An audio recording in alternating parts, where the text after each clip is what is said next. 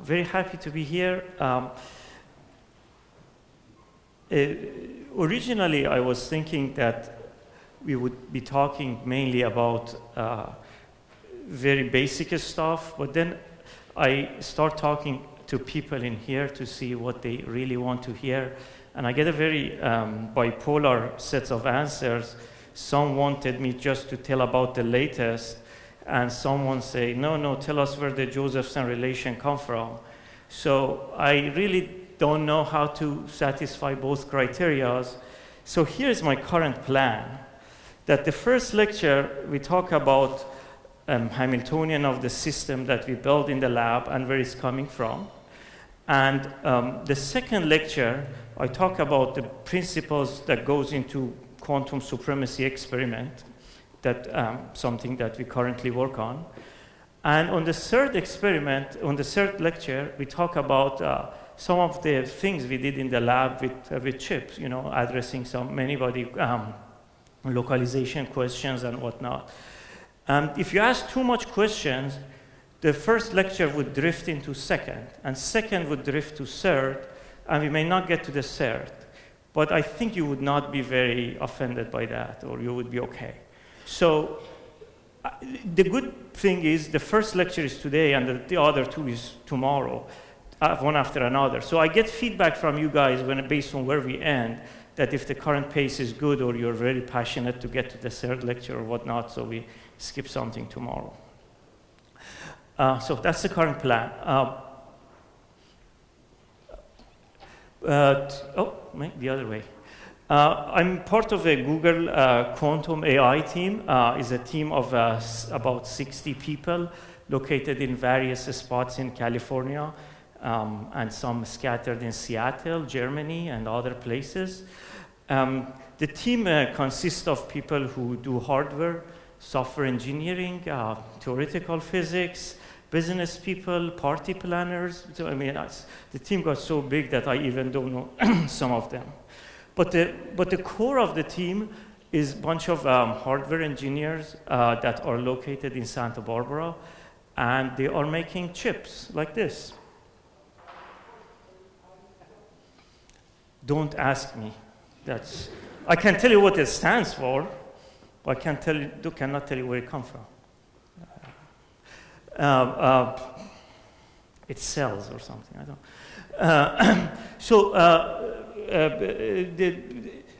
We make chips in Santa Barbara. We make quantum processors like this one, which is exactly what you see in here. So I'm going to pass this around, about 130 of you, or at most. So, and I have 135 minutes, so you get another 1 minute. So by tomorrow noon, I need this back.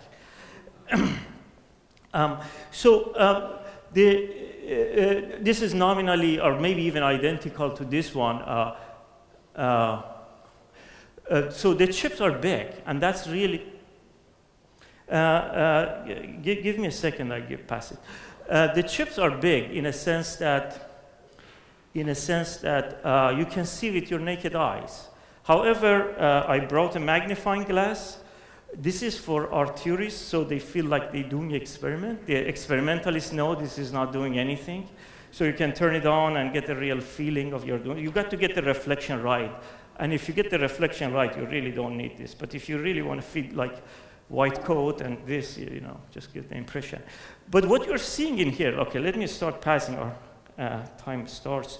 By the way, don't leave your finger, don't touch it. There's no need to touch the chip. Don't be that tourist at UC Dallas would touch the chip, and I would tell soon what his name was. Anyways, I nailed it down to 3 people, so at some point I revealed that name. So what you see here is 9 qubits, nearest neighbor coupled to each other. Every strip which you can see with your naked eyes is a capacitance of a qubit, and then there is an inductance which is tiny, and it's here, and you would have a hard time seeing with naked eyes. And then there's these weird figure 8s, infinities, that are connecting the qubits. That's one scheme of connecting the qubits. And this was designed by Charles Neal when he was a grad student. And then you get a bunch of lines coming from below to control the states of the qubits. A bunch of lines from above, bunch of resonators coupled to each qubit to read the states of the qubit. So we are able to do correlated readout, as we call it, meaning read the whole bit strings of the system at any instance of the sequence that we like. And then there is one big, there are multiplex on the frequency domain. So these are slightly different resonators, so you can read all the qubits at the same time. But I forgot to mention, around the box that I'm passing around is an aluminum box to take advantage of the Meissner effect. So we go low temperature, all the magnetic field are expelled. Around the box, you see 28 connectors, SMA wires, to SMA wires to come and get connected. And these are referring to the terms of the Hamiltonian. So every time you should feel maybe concerned or hopefully guilty that every time you say sum over all the terms in Hamiltonian means every time I have to put another SMA line there. You know, it's not free. Actually, one SMA line costs about $1,000. So it's pretty expensive. So these lines get wire bonded. This is about 1 centimeter. Get wire bonded, come to the edge of the chip, and from there, goes up to the fridge and whatnot. Okay.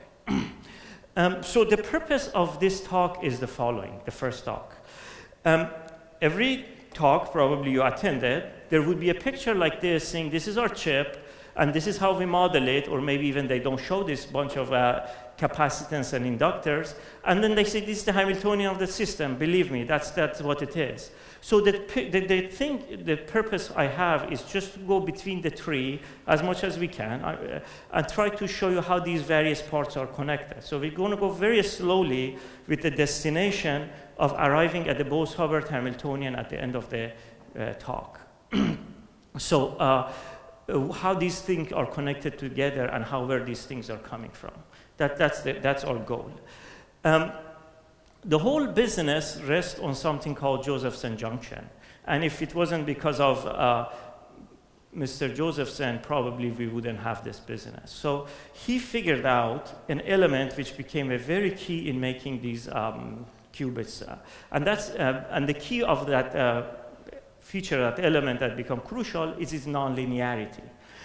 So the discovery was that when you have two superconducting islands separated by a thin layer of oxide, let's say about 1 to 5 nanometer of oxide in our case, you have on both sides, aluminum sides, which I would refer to them as islands, you would have well-defined phase of a superconducting phase in the language of Ginsburg-Landau. And they are happily living there. But every now and then, a Cooper-Purr tunnel from one side to another. The wall is so thin that Cooper-Purr can coherently tunnel from one side to another. And as a result of this, he figured out, and that's your homework number 1, to do this phenomenologically. To do it properly, you need to do BCS. The current is dependent on the sinusoidally on the phase difference between the two islands. So there is phi 1, there is phi 2. The phase difference between the two islands is phi. And then also, if this phi is become a variable, its phase difference become time dependent, then you get some voltage across it. In real life, it looks like this. You have a piece of sapphire, that's what you're looking at, or you have a piece of or silicon, and then you clean it up, and then you deposit some aluminum, like this. And then you oxidize your chamber, and then oxide goes everywhere, 1 to 5 nanometer, and then you put another aluminum, like that. And there you go. That's one island, and that's another island. So that's the junction. But to see that where this is nonlinear, maybe I should say why nonlinearity is so important. But it becomes clear later on. Maybe I leave it as question, and then when I get to the plot, you will see it. So let's just take the derivative of this relation, time-dependent, to see how we can actually see why this is a nonlinear element. Okay, so we take derivative in here. nothing fancy going on, and then you manipulate them and move things around. You take advantage of this, the fact that d phi dt is defined in the second relation. You put it together, and you see the relation between voltage and the time change in current. Okay. And then I remind you that the standard conventional definition of inductance is that, how much the change of the current relation between the change of the current and the voltage you're getting. And for conventional inductors, that's a standard number, depend on the geometry and the construct and the permittivity of a space. However, if you just use an analogy or just do term-by-term comparison, you realize for Josephson junctions, you have much more than just geometric factors. And you have this phase-dependent flux or phase difference dependent in your inductance. So that's the origin of nonlinearity. But since also we need to know what energy of the junctions are or how to deal with the energies, let me just integrate power, which is IV, and see what is the energy relation would turn out. So I got I from that relation and V from there. I put it together, and you just integrate this, and there is no surprise that you get these cosine terms. So, and then we define Ej to be a phi naught I naught divided by 2 pi. For convenience reasons, there's lots of definitions, over definitions of variables. People for various tastes have a different. So I kind of wrote a cheat sheet over there. So if something is missing from this slide, we can look over there and see how things are related. So there you go. We have a nonlinear inductor, and this is the energy associated with it. Okay. We are going to do a warm-up example of seeing how LC oscillator essentially frequency and Hamiltonian looks like. And then we're going to step by step make it more complicated toward getting to this Bose-Hubbard that I mentioned. Okay, so we use the Lagrangian language, and this is we write it, okay. So the one key definition we have to make before going that, we are dealing with some concept called the phase or flux. People use them interchangeably, or charge at a node. So this is a lump element representation of an LC circuit, and toward the end I become more precise on what we mean by lump element modeling.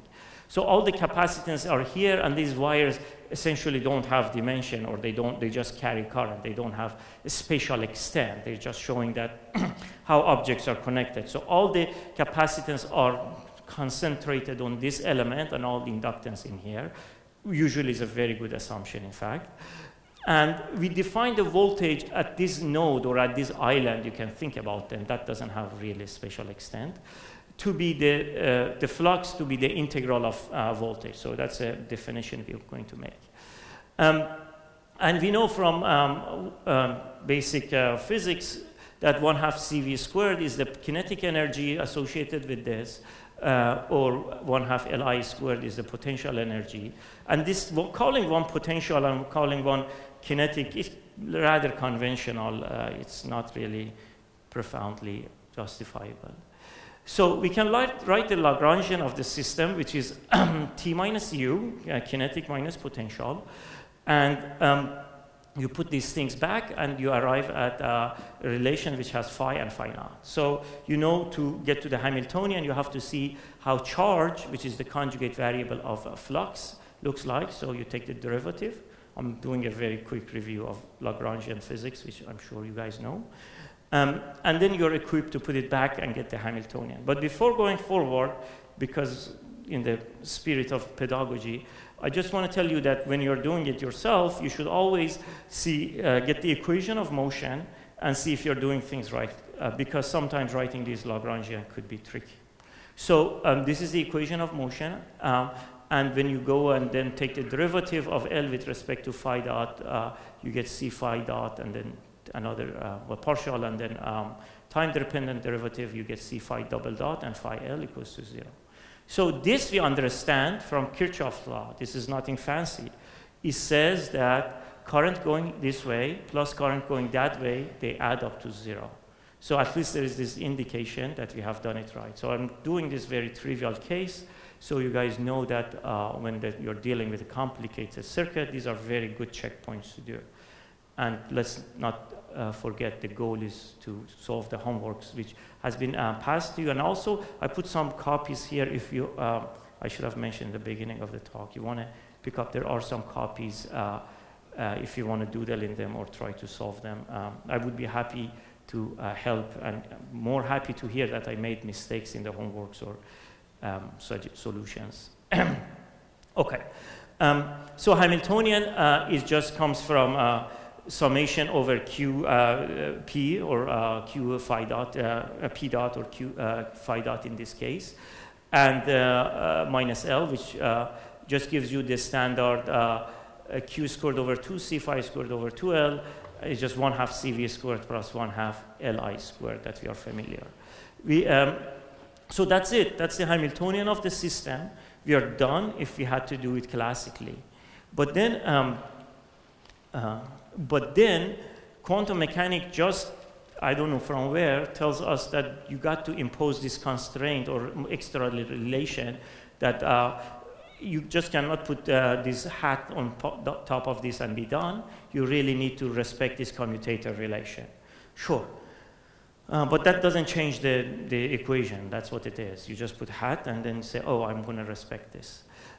Just to have more fun, we're just going to do something, I don't know, dimensionless.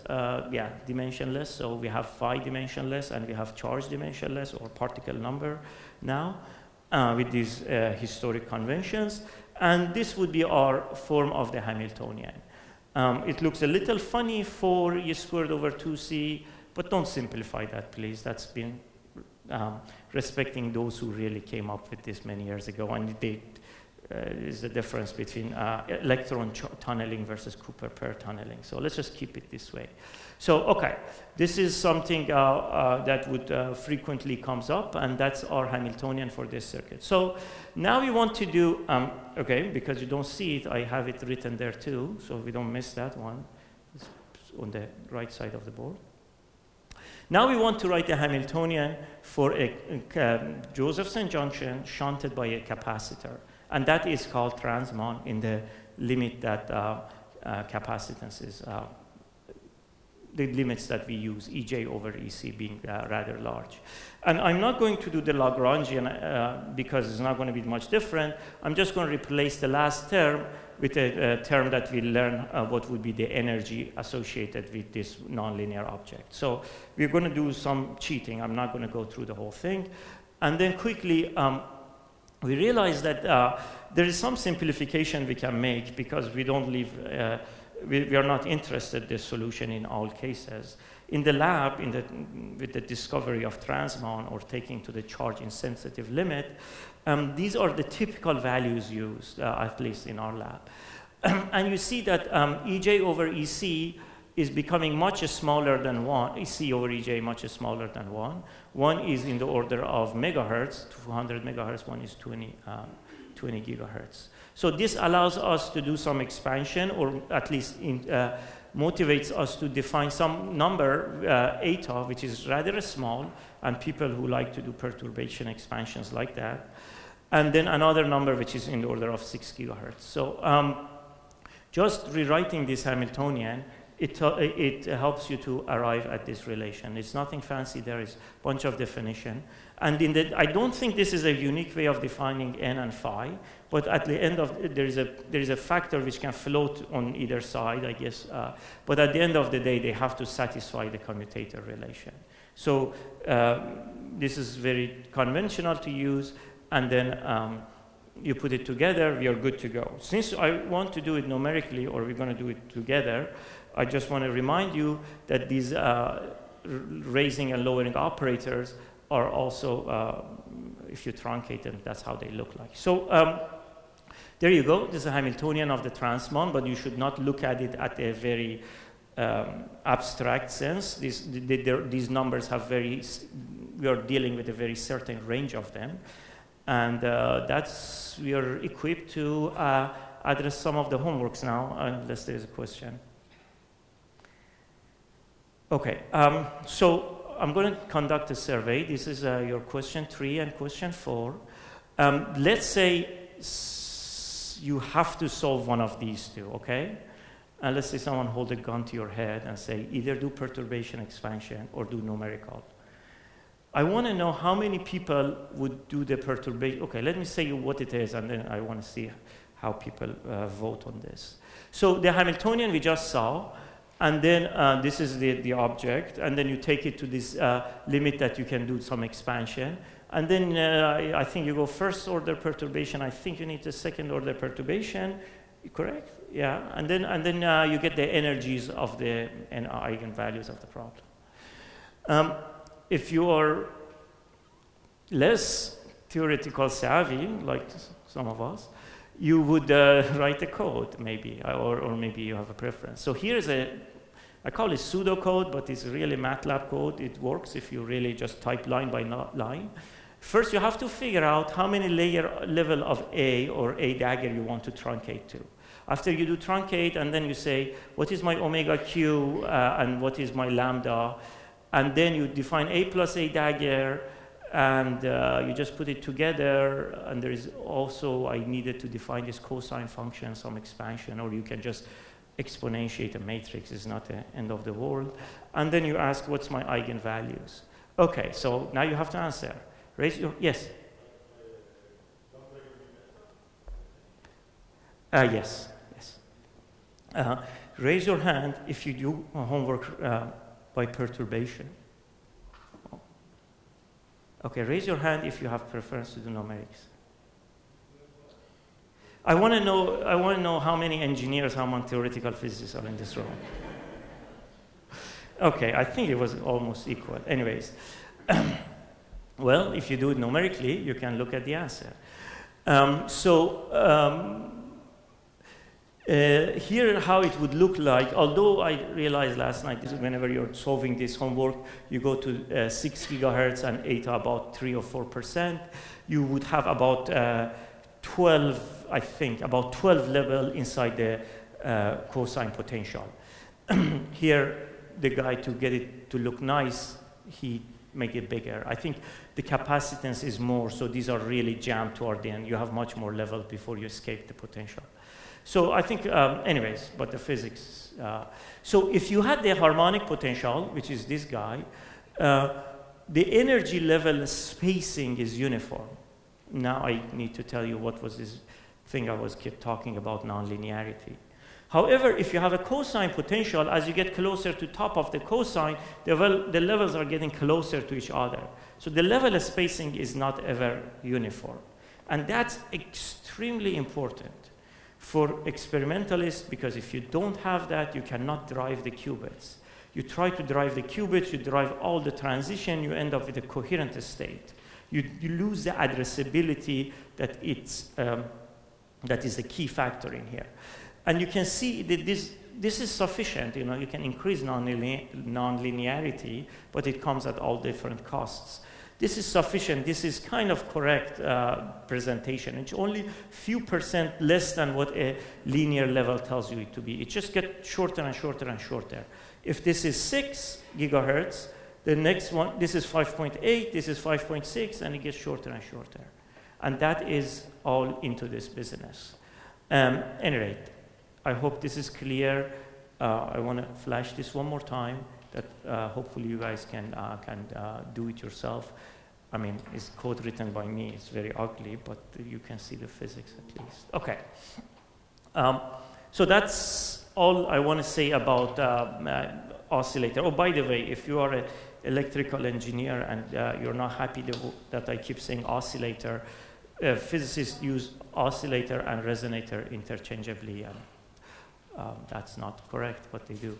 So this is our first coupled system, and we are about to get the Hamiltonian of this system, partially equipped with what we have learned. The first step is to write the Lagrangian. And things are getting a little more interesting, but you have to guess, you know, how would you write? I don't know if this is the only way to write well, this is the only correct way of writing it, but if you're meant to guess, you could have got it wrong. I don't know. So it's, this is the kinetic of the A oscillator, and this is kinetic of the B oscillator, and these are the inductance terms of A and B. And then this is 1/2 CV squared again, and V being the potential difference, and then that's where this is coming from. So it's not that crazy to write it this way, right? But again, in the spirit of pedagogy, we just want to see if we are doing it right. So we are going to, before going forward, get crazy with the Hamiltonian and whatnot. We want to take the derivative and see how it looks like. Take the equations of motion. So it's a standard procedure to follow this. There is not much insight I can give on what's happening here, except that this is exactly Kirchoff's law. There are 3 terms in here, and tells you that, look at this node, the current going to the left and to the right and down add up to 0. So it means that we have done it right. Again, this is here. The current at this node going to the left, to the right, and down is add up to 0. So please do these checks as you're doing things, and be sure that you also appreciate the signs and whatnot of the Kirchoff law. Okay, so now we want to see what is the conjugate variable of flux look like. So we're just going to do the standard Lagrangian business to arrive at the Hamiltonian. Again, you take the derivative. I cannot provide any insight on this. And you get Q's in terms of phi dots, but we want to replace phi dots in here. Remember, Hamiltonian is in terms of flux and charge. We have to get rid of phi dot. And boom, determinant refers to the determinant of this matrix. You invert it, you put it together, and now you got to replace it. It's getting uglier and uglier, but I provide some insight of where this is coming from, and when you look at it, right, you have to have some indication that this is done correctly, right? I try to give you that. That's the point of the exercise.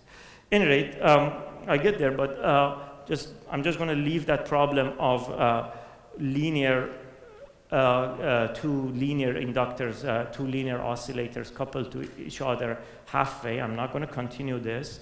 We just got what we need out of it, which is this relation. And I'm going to switch to take that result and continue to solve for the problem that I really meant to do, which is the 2 transmon capacitively coupled to each other. So that's a key relation that it's going to be interesting. And then, boom, that's the Laplacian we can quickly write because of the similarity it has. You just replace phi squared over 2L with these terms that I described before we arrived together at this. There you go. So you are good to go. You have all you need to know. These phi dots have to come out. You have the relation. And why not? Let's just do it. Okay, after some manipulation, you arrive at this relation.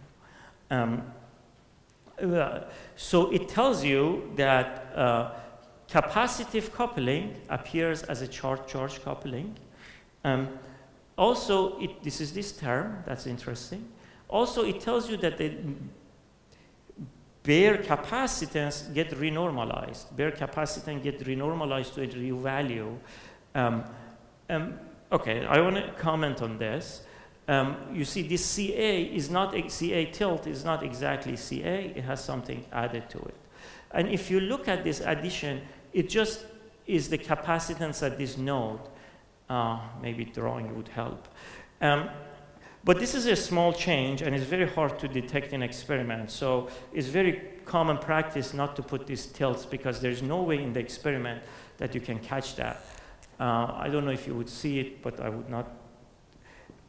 If you ignore anything else, this is what you have, right? This is CA, this is CC, and this is CB. And you have what is capacitance in here. The equivalent capacitance at this point is CA, and then CC, and then, I'm sorry, it's a small, but it's not that much of a physics anyways.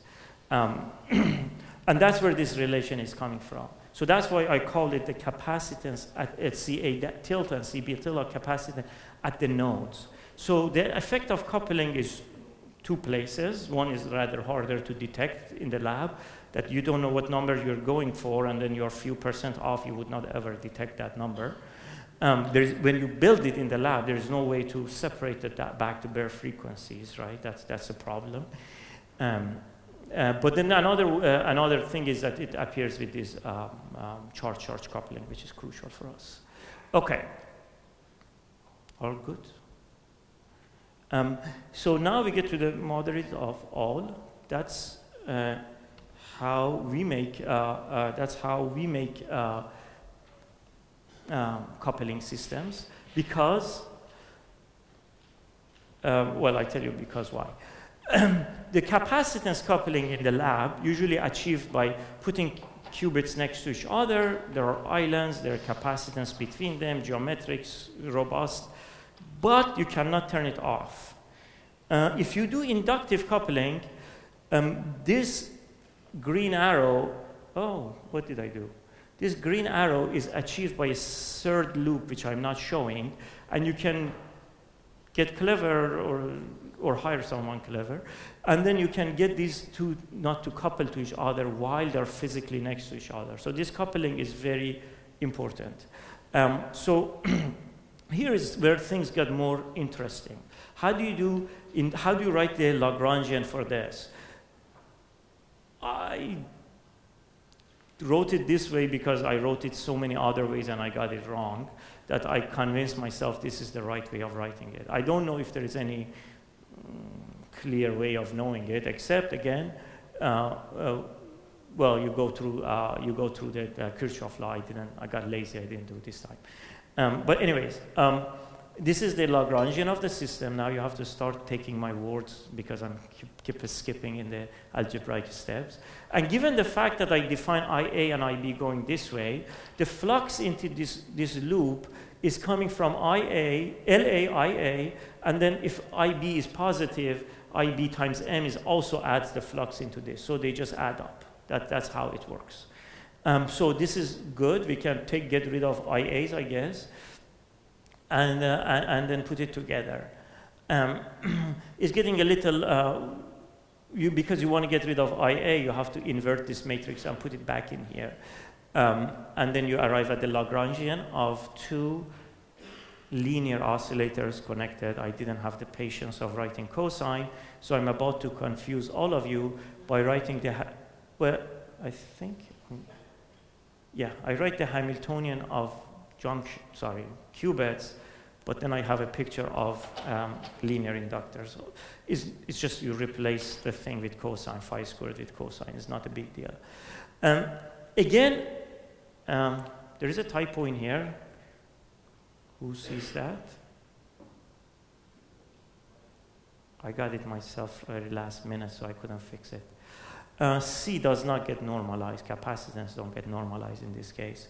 However, inductances get normalized, and I guess I get sloppy there too. Anyways, so again, very similar to capacitance case, you see that inductance's bare value, if you could ever measure them, has changed. And then there is a flux-flux coupling with this very strange-looking prefactor that no matter how you manipulate it, it just looks very weird, and you have to just deal with it. Okay.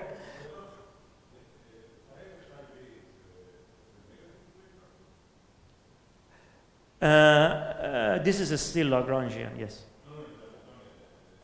I think so. I think so.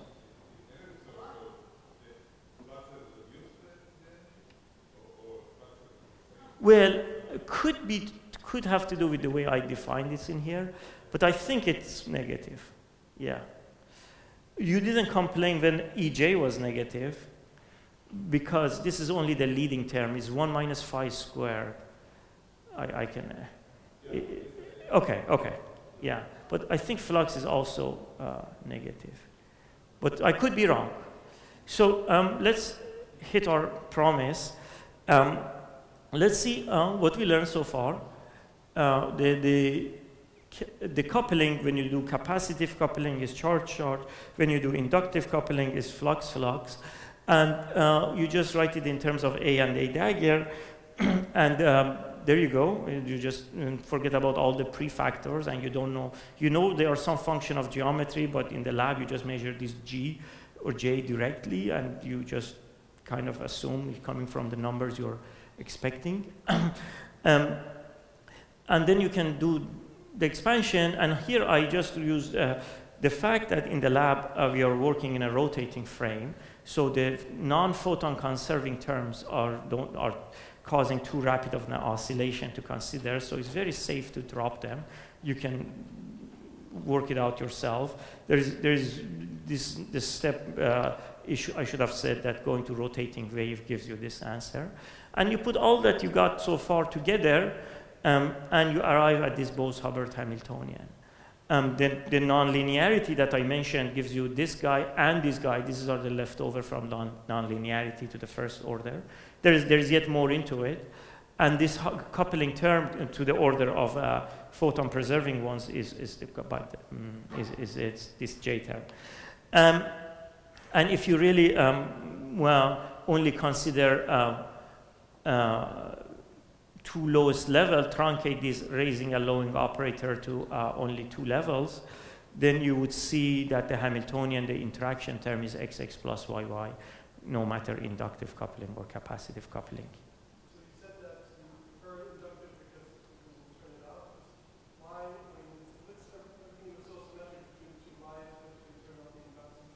Well, there is, in that object that goes around, there is a third loop that you can, you put coupling, put flux in it, and effectively make these two loops to not, two qubits not to couple with each other.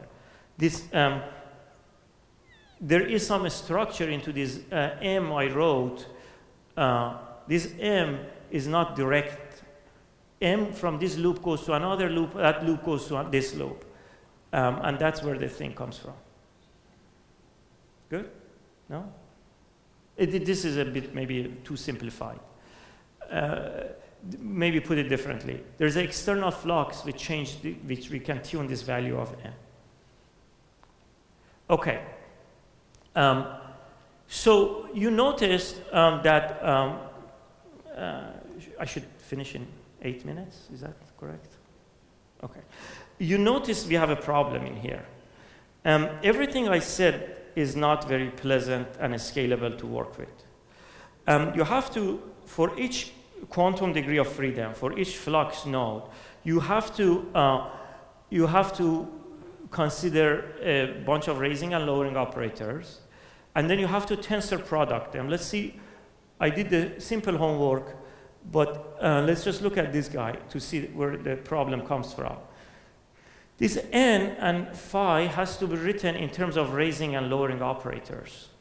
And then here, for instance, you get a raising operator, you write n and a dagger, and then tensor product it for B, right? It's not written in here, but this is tensor product with identity on B.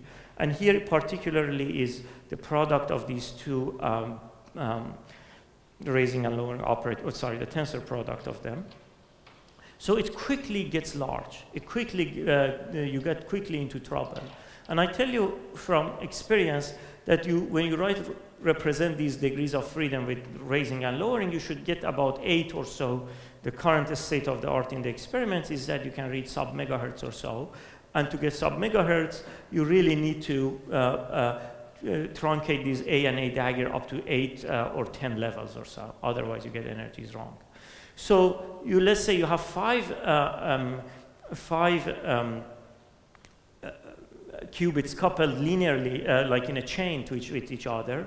You have to get tensor product of 5 matrices. Each of them is 10. So you have to do 10 by 10 by 10 by 10. So that's 10 to the 5. And usually you are interested to know what happens as you start to tune one parameter. So now you have to scan it in time or in flux domain or something. So these matrices become quickly very large and impractical to deal with. So now I'm about to give you the secret sauce that how electrical engineers would do it. They don't fool around with these Hamiltonians. So that was just for us to look sophisticated. Otherwise, that's not what you should do in the lab. They have these cheat sheet books. When you give them this thing, well, okay, fine. Let's say you're interested in the fundamental mode. You're not interested in all the spectrum. You just want to get the basic modes. This is how you should quickly gain insight into these circuits. You look at it as a two-port, or they look at it as a two-port network. and ask what is the impedance of this network when I look at it this way, when I look at it that way, or what is the admittance of it. And even that they don't calculate. They just have these books which tells you that the admittance of these two-port networks is given by this relation, and then the impedance of a two-port network is given that. And then we use another fact, which is that admittance is related to capacitance by simple relation, and impedance is related to inductance with this simple relation. And we put it together, and we write the capacitance matrix and inductance matrix for our two-point network. And we are done. This is the million-dollar equation that you got to solve, and you get the answer. And it tells you all the modes into the system. So there you go. Don't do these Hamiltonians. I must have been clear by now. But anyways, this is how you gain insight when your PhD advisor quickly draw you something and say, maybe you couple here, and then you're diagonalizing Hamiltonian for a week. Well, don't. You just gain insight quickly by going through this procedure. Now, probably I have very short time. I just want to say what is the meaning of 0 and 1 and 2 in the qubit. This has been confused people for many times that I've seen, including myself, that I want to tell you what do we mean by 0 of the qubit. Where is that thing? What is that? What are we talking physically? And the confusion usually comes from this notion of lump element, which I used to represent the whole circuit so far. Let's just start with a linear resonator, especially extended or distributed resonator. In this resonator, you have lots of modes, and you can have excitation in each mode. If you think about a violin string, the amplitude of each mode can be any value you like. But when you have photon in a cavity like this, the amplitude of the modes, it becomes the number of photons is second quantization. And then it has to be a fixed value. So usually to say where the state of this extended or distributed resonator is, you can use some notation like this, which says, 2 photon in the first mode, 0 photon in the second mode, and whatnot. So that's fully represent this. Now, the question is, when we say 0, 1, 2 of the qubit, what are we talking about? Are they I can imagine that you can put 0 should be referred to one mode, 2 should be referred to another mode. What are we talking in here? What we're precisely talking here is that we are looking at the fundamental or the lowest frequency mode. And it happened that this would be very different frequency than other modes, and I explained to you how. And when we say 0, we are saying 0 photon in that mode. And then 1 and 2 means 1 and 2 on that mode. That's a very thing to keep in mind. And because this mode is very different than others, they refer to it as lump element and create some misconception that this is really something special or extraordinary. It's not. And the last homework of you tries to explain these concepts. Well, I ask you to solve this very simple mass spring problem. And then you can see that, yeah, sure, you get a bunch of modes, maybe equal spacing, all looking good. But it starts to manipulate these variables, make this mass much larger than the others, or make these stiffnesses much different than make these two very low stiffness and this very hard stiffness. And then you start to see that one of your modes become very different than others. Essentially, and that is the lump element assumption, meaning that the inductive part or the potential part happen in some spatially separate part of the circuit than the other, such that we can ignore the spatial extent. And by playing with this parameter, you can convince yourself where it's coming from. So that's the case for the qubits, because the inductance part is really concentrated spatially here. There is a spatial pattern, which we're just going to ignore. And the capacitance is mainly coming from here. And that's why it justifies the lump element assumption and model. I think I'm going to stop here. Thank you.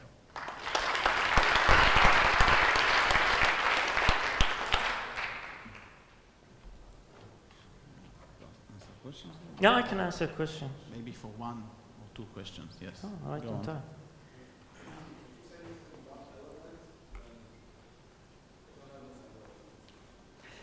Lump element means that the assumption that I could draw these things, everything I draw, assume this picture is all about this picture.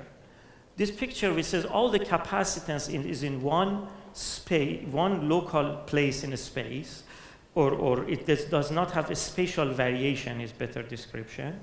And then the inductance is another place. You know, when there is no, but then the reality of the matter is that you have a thing, and this is the profile of the electrostatic pattern, which is keep changing in time.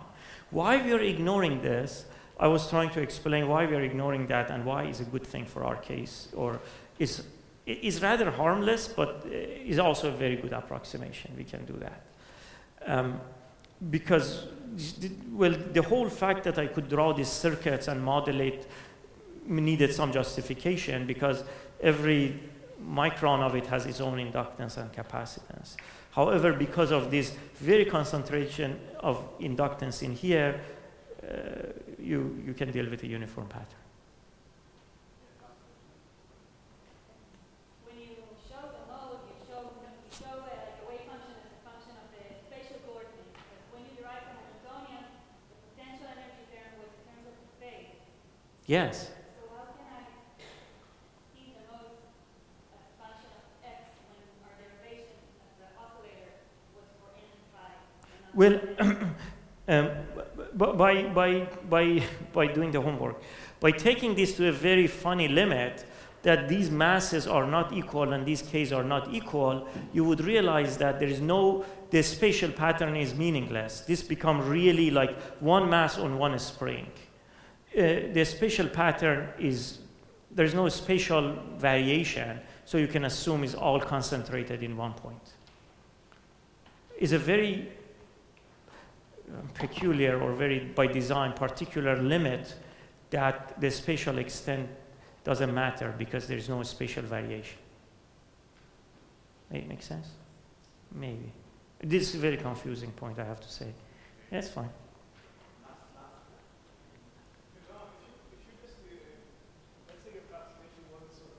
Sorry, what? Let's say your approximation wasn't so great, and actually many components inside each one of these circuits contributed capacitance and induction.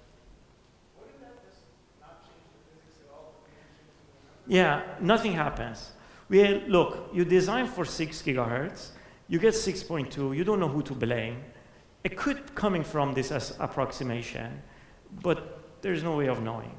So it's very hard to trace it back. And next time you make it a slightly different dimension, so you hit 6 gigahertz. It's a good assumption, but even if it fails, there's no easy way to catch it in the lab.